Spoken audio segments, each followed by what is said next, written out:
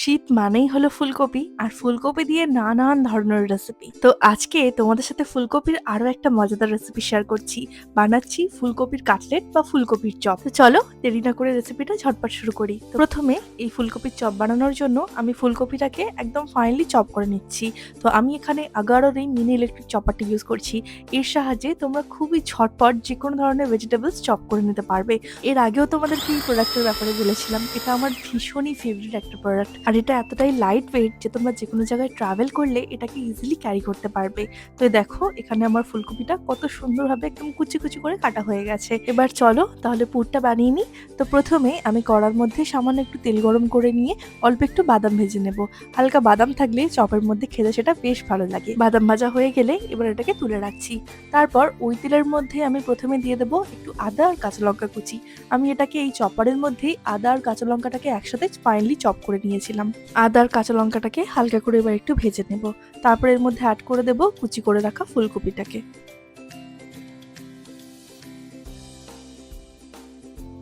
এবার এই কুচি করা ফুলকপিটাকে হালকা নেড়ে ছেড়ে একটু ভাজতে থাকবো। আর এই পর্যায়ে দিয়ে দেবো স্বাদ মতো একটু নুন, দিয়ে দেবো সামান্য একটু হলুদ গুঁড়ো, দিয়ে দেবো সামান্য একটু লঙ্কার গুঁড়ো, আর দিয়ে দিচ্ছি বেশ খানিকটার মতো মটরশুঁটি। তারপর এই সব কিছুকে ভালো করে মিশিয়ে ফুলকপি আর মটরশুঁটিটাকে আরো কিছুক্ষণ ভাজতে থাকবো।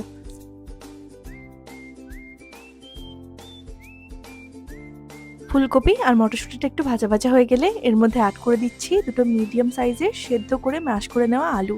এই আলুটাকে পুরের সাথে ভালো করে মিশিয়ে নেব। ভালোভাবে পুরটা মেশানো হয়ে গেলে তারপর এর মধ্যে ভেজে রাখা বাদাম আর সামান্য একটু গরম মশলার গুঁড়ো আর স্বাদ মতো অল্প একটু চিনি দিয়ে পুরটাকে আবারও মিশিয়ে নামিয়ে নেব। তো আমাদের ফুলকপির চপের জন্য পুর একদম রেডি। এবার এই পুরটাকে ভালোভাবে ঠান্ডা করতে দেব। যতক্ষণ পুরটা ঠান্ডা হোক আমি একটা ব্যাটার বানিয়ে নিই।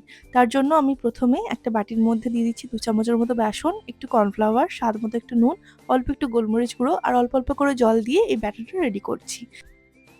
তো আমাদের বেসনের এই গোলাটা বা ব্যাটারটা রেডি হয়ে গেছে। এবার আমি চপগুলোকে করে নেব। তার জন্য হাতের মধ্যে একটু তেল মাখিয়ে নিচ্ছি আর অল্প অল্প করে পুর নিয়ে যেকোনো পছন্দ মতো শেপে তোমরা এই চপটা বানিয়ে নিতে পারো। আমি গোল গোল কাটলেটের শেপেই বানাচ্ছি। তো প্রথমে একটা চপ আমার গড়া হয়ে গেছে। এইভাবে সব চপগুলোকেই করে নেব। তো দেখতেই পাচ্ছ সব চপগুলো আমি বানিয়ে নিয়েছি। এবার এই একটা চপকে আমি বেসনের গোলার মধ্যে ডুবিয়ে ব্রেড ক্রাম্বসে কোট করে নেব।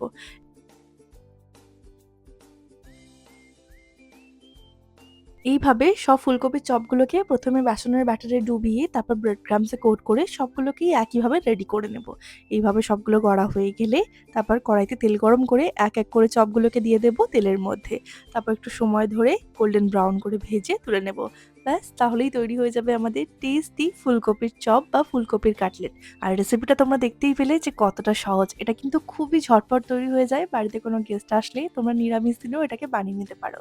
তো কেমন লাগলো আজকের এই ফুলকপির চপের বা ফুলকপির কাটলেটের রেসিপিটা আমাকে অবশ্যই জানিও। আর এই চপটা টমেটো কেচাপ বা কাসুন্দির সাথে খেতে ভীষণই ভালো লাগে। তাই অবশ্যই রেসিপিটা ট্রাই করে আমাকে জানিও যে তোমাদের কেমন লাগলো। আজ তাহলে এইটুকুই। দেখা হবে আবারও কাল নতুন রেসিপি নিয়ে। আর যদি তোমরা ভিডিওটা আমার ফেসবুক বা ইনস্টাগ্রামে দেখে থাকো তাহলে সেটাও অবশ্যই ফলো করে নিও। আজ এইটুকুই। টাটা।